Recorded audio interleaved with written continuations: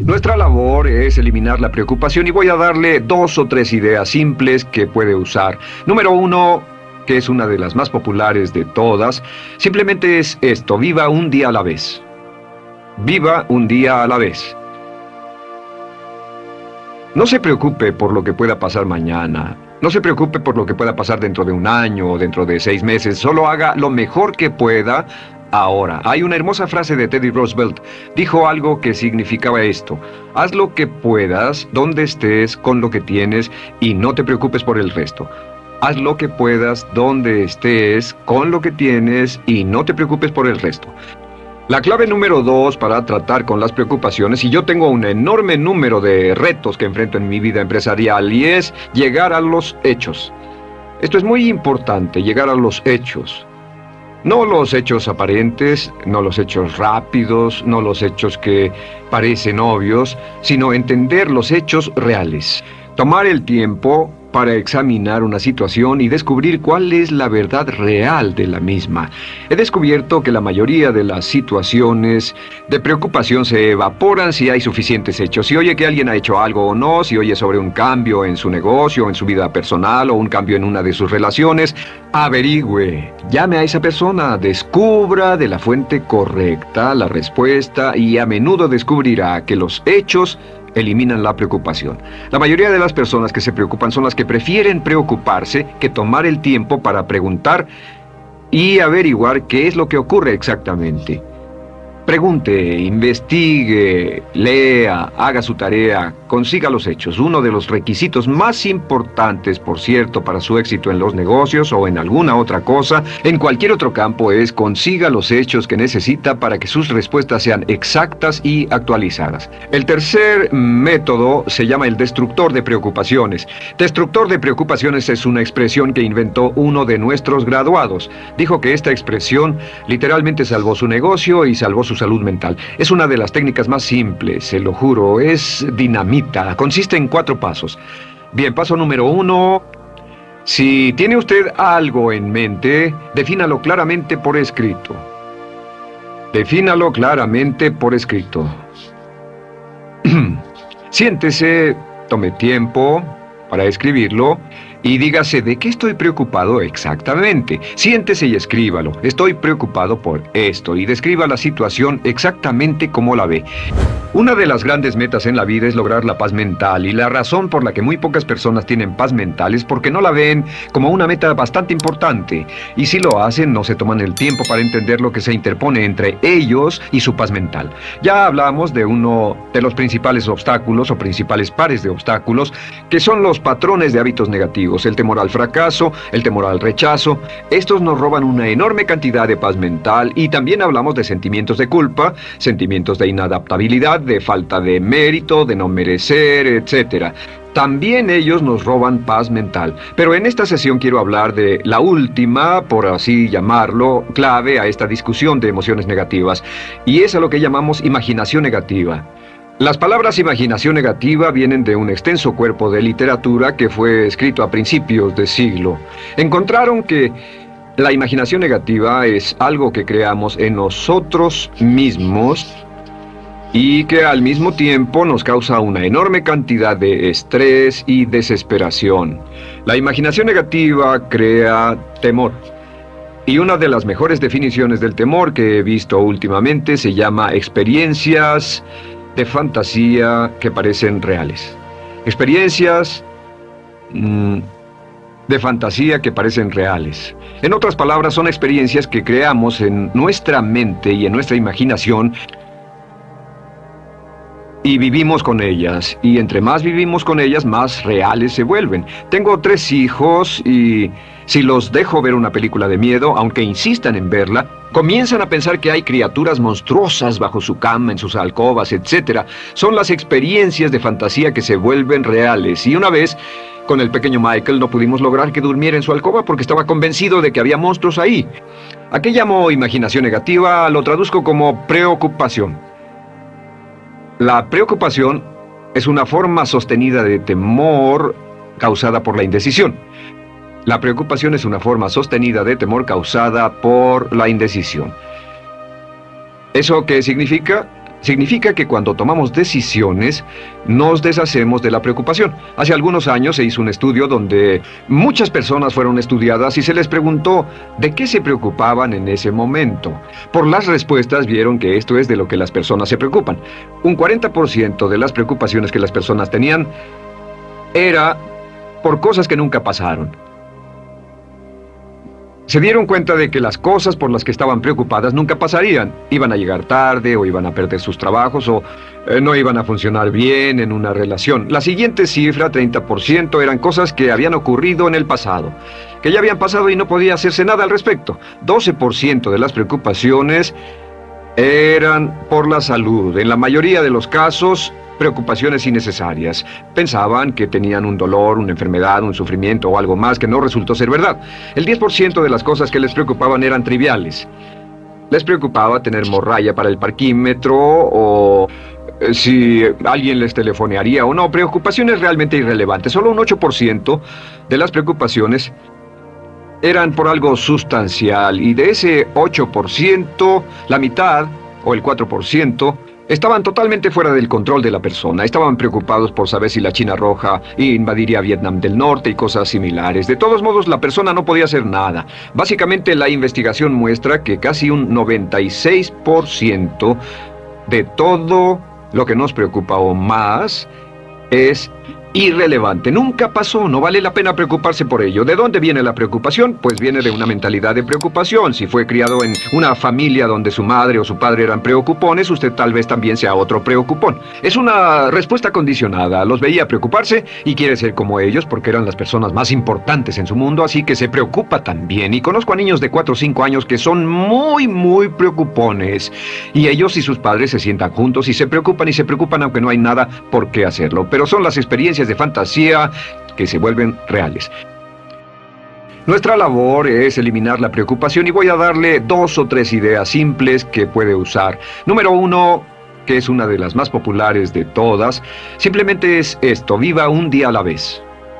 Viva un día a la vez. No se preocupe por lo que pueda pasar mañana. No se preocupe por lo que pueda pasar dentro de un año o dentro de 6 meses. Solo haga lo mejor que pueda ahora. Hay una hermosa frase de Teddy Roosevelt. Dijo algo que significaba esto: haz lo que puedas, donde estés, con lo que tienes, y no te preocupes por el resto. Haz lo que puedas, donde estés, con lo que tienes, y no te preocupes por el resto.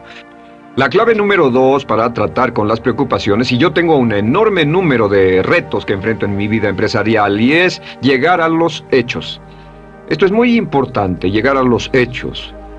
No los hechos aparentes, no los hechos rápidos, no los hechos que parecen obvios, sino entender los hechos reales. Tomar el tiempo para examinar una situación y descubrir cuál es la verdad real de la misma. He descubierto que la mayoría de las situaciones de preocupación se evaporan si hay suficientes hechos. Si oye que alguien ha hecho algo o no, si oye sobre un cambio en su negocio, en su vida personal o un cambio en una de sus relaciones, averigüe, llame a esa persona, descubra de la fuente correcta la respuesta y a menudo descubrirá que los hechos eliminan la preocupación. La mayoría de las personas que se preocupan son las que prefieren preocuparse que tomar el tiempo para preguntar y averiguar qué es lo que ocurre exactamente.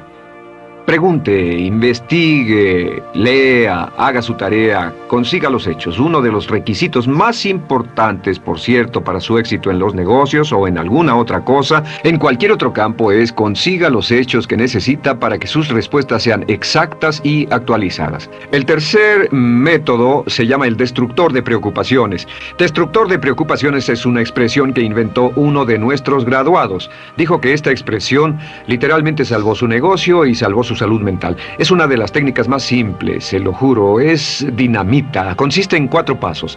Bien, paso número 1. Si tiene usted algo en mente, defínalo claramente por escrito. Defínalo claramente por escrito. Siéntese, tome tiempo para escribirlo y dígase de qué estoy preocupado exactamente. Siéntese y escríbalo. Estoy preocupado por esto, y describa la situación exactamente como la ve. En medicina dicen que un diagnóstico exacto equivale a un 50% de la cura. El diagnóstico exacto, definirlo claramente por escrito, es un 50% de la cura. Y un punto importante aquí es que a veces cuando parece tener un problema abrumador, tiene más de un problema, tiene una situación llamada enjambre. Tenemos 1, 2, 3, 4 problemas juntos. Si los define claramente por escrito, puede escribirlos 1, 2, 3, 4.